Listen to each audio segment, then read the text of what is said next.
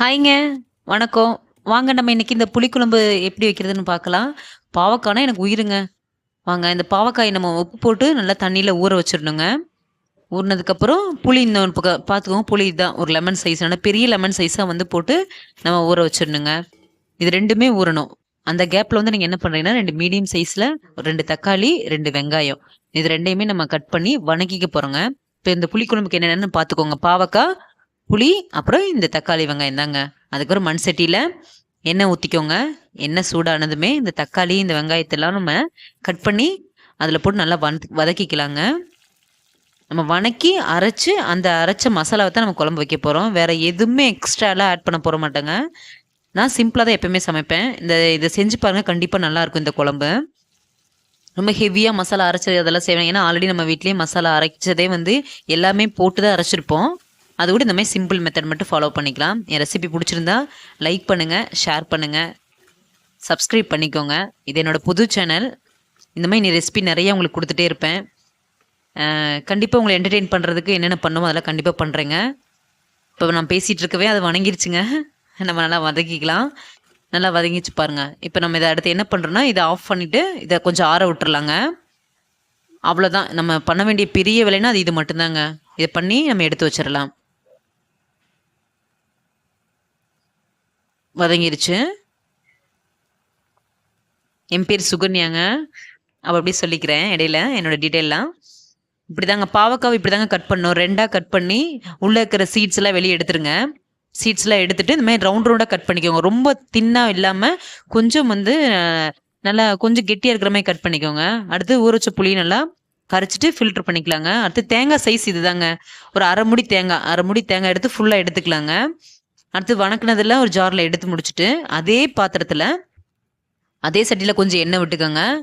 கொஞ்சமாக வெந்தயம், அப்புறம் கடுகு, அப்புறம் சீரகம், இந்த 3 தாங்க போட போகிறோம். நான் கடுகு கூட மிளகு இருக்குன்னு பார்க்காதீங்க. என்னோட கடுகுக்குள்ளேயே நான் மிளகு கலந்து தாங்க வச்சுருப்பேன். சமையல் எல்லாத்துலேயுமே மிளகு இருக்கணும்னு நினைப்பேன். 2, 3 மிளகு வந்து விழுந்துடும். நான் கடுகு மிளகு கலந்து வச்சுருப்பேங்க. ஆனால் எல்லா மிளகு கலந்து வைக்க மாட்டேன். ஒரு 2, 3 ஒரு கொஞ்சம் மட்டும் கலந்து வச்சுருப்பேன். அடுத்து நம்ம கருவேப்பிலை போட்டுக்கலாங்க. இவ்வளோதாங்க தாளிக்கிறதுக்கு இது மட்டும்தான். இது தாளித்து விட்டுட்டு நம்ம கட் பண்ணி வச்சுருப்போம் இல்லைங்க பாவக்காய் நல்லா ரவுண்ட் ரவுண்டாக அது நல்லா கட் பண்ணி வச்சதை இந்த எண்ணெயில் போட்டு நல்லா வதக்கிக்கலாங்க. நல்லா உப்பு கொஞ்சம் நறுக்குனே போட்டு வதக்குங்க. லைட்டாக உப்பு போட வேணாம். கொஞ்சம் நல்லா கடுகவே உப்பு போட்டுருங்க. கடுக்கிற அளவுக்கு உப்பு போட்டு நல்லா நிறமாடணுங்க. ரொம்ப நேரம் வதங்கணும். வதங்குறத மட்டும் பார்த்துக்கோங்க. நல்லா நிறமாடுற வரைக்கும் வதங்கிக்கணுங்க. கொஞ்சம் மூடி வச்சுருங்க. நல்லா வதங்கிடும். பார்த்தீங்களா எந்த அளவுக்கு வதங்கியிருக்குதுன்னு. நல்லா கொஞ்சம் டைம் எடுத்து ஸ்பெண்ட் பண்ணி பண்ணுங்கள். கண்டிப்பாக கசப்பெல்லாம் எதுவுமே இருக்காது.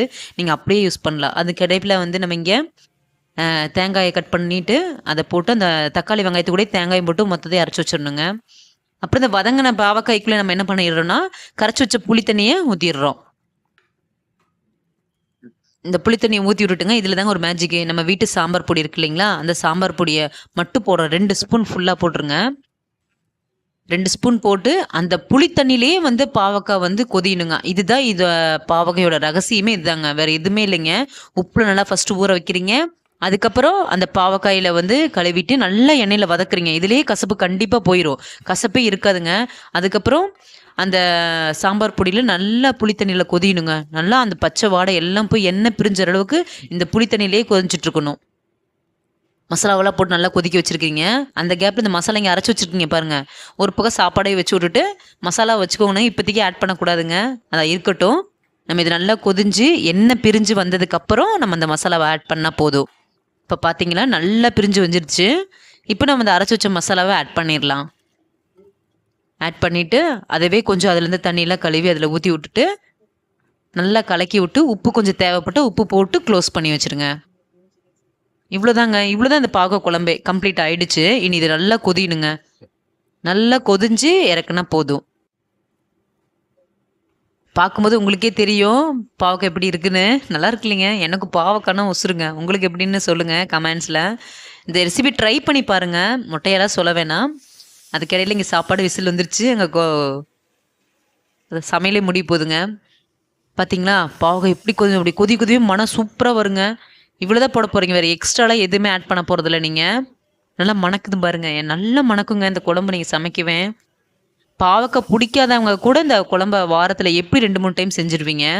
சாப்பிட்டு மட்டும் பழகிட்டீங்கன்னா பார்க்க விட மாட்டேன். கடைசியில் என்ன பண்ணுறீங்கன்னா, கொஞ்சம் கொத்தமல்லி தழை, கொஞ்சம் கருவேப்பிலை 2யுமே ராவா நல்லா கொஞ்சம் கட் பண்ணி பொடியாக கட் பண்ணி அதில் உள்ளே போட்டு மூடி வச்சுருங்க.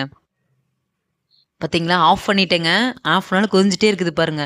அந்த கருவேப்பிலை, கொத்தமல்லி தழை ராஃபா போட்டிருக்கோம்ல, அது நல்லா ஸ்மெல்லிங்காக இருக்குங்க. சூப்பராக இருக்கும்.